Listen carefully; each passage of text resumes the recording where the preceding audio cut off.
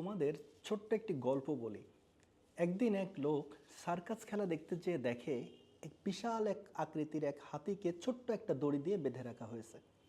স্বাভাবিকভাবে ওই লোকের মনের মধ্যে প্রশ্ন আসলো যে এত বড় হাতিকে এই ছোট্ট রশি দিয়ে কিভাবে বেঁধে রাখে। তখন সে ট্রেনারের কাছে জিজ্ঞেস করলো যে আপনি এই ছোট দড়িটাকে দিয়ে কিভাবে এত বড় হাতিকে বেঁধে রাখেন।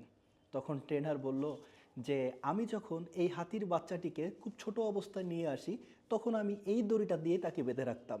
তখন সে অনেকবার চেষ্টা করছে পালিয়ে যাওয়ার, কিন্তু পারেনি। আস্তে আস্তে হাতিটি বড় হয়, কিন্তু তার মনের মধ্যে ঢুকে যায় যে আমি মনে হয় আর পারবো না। ঠিক ফার্স্ট টাইমে যারা ব্যর্থ হয় তাদের সাথে হাতির গল্পটার কিন্তু অনেক মিল আছে। তারা যখন প্রথমবার পরীক্ষা দিয়ে ঢাবি চবি রাবি গৌচ্ছ কোথাও যখন চান্স না পায় তখন তার মনের মধ্যে ঢুকে যায় যে আমি মনে হয় আর পারবো না। কিন্তু না, তুমি প্রথমবার যে ভুলগুলো করছিলে সেইগুলো কাটিয়ে উঠে যদি আবার পুরো উদ্যমে আবার তুমি চেষ্টা করো তাহলে কিন্তু সেকেন্ড টাইমে তুমি অবশ্যই কোথাও না কোথাও চান্স পাওয়া। সুতরাং আগের ব্যর্থতাকে ধরে না রেখে নতুন উদ্যমে পড়াশুনো করাটাই বুদ্ধিমানের কাজ।